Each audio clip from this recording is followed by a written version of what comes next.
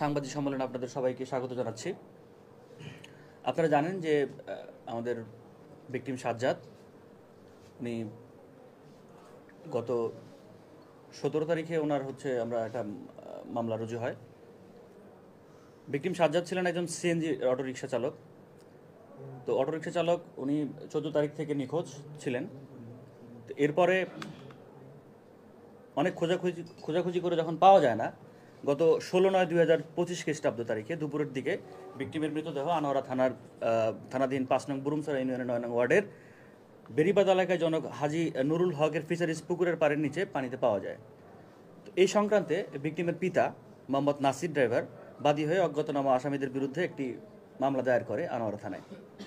তো মামলা দায়ের করার পরেই আমাদের পুলিশ সুপার, সুযোগ্য পুলিশ সুপার চট্টগ্রাম জেলা পুলিশ জনাব সাইফুল ইসলাম শান্ত স্যারের নির্দেশনায় আমাদের অফিসার ইনচার্জ আনোয়ারা থানা এবং আমাদের যে টিম যেটা রয়েছে তাদের অক্লান্ত পরিশ্রমে আমরা শেষ পর্যন্ত এই সাজ্জাদ হত্যা মামলার রহস্য উদ্ঘাটন করতে পেরেছি এবং এক্ষেত্রে মামলার গুরুত্বপূর্ণ আসামিদেরকে গ্রেপ্তার করতে সক্ষম হয়েছি।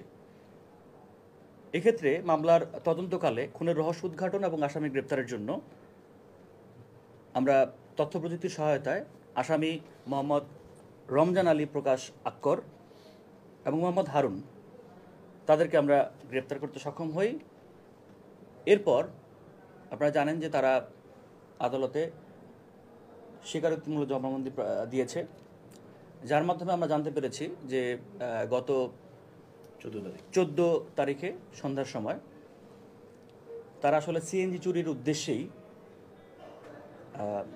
আমাদের ভিকটিম সাজ্জাদকে সেই মনুমাঝির ঘাটে নিয়ে যাওয়ার চেষ্টা করে। তো সেখানেই আগে থেকেই উৎপেতে ছিল, তাদেরকে রাখা ছিল সুমন, সাইফুল এবং আশরাফ। তাদেরকে নিয়ে যায় রমজান আলী, আক্কর এবং হারুন এবং আসামি সাইফুল, সুমন এবং আশরাফ তাদেরকে নিয়ে যায় রাত অনুমান 7:45-এর দিকে ঈশান নামাজের আজান যখন হচ্ছিল। ওই সময় যখন সিএনজি চালক সাজ্জাদ ওখানে পৌঁছায়,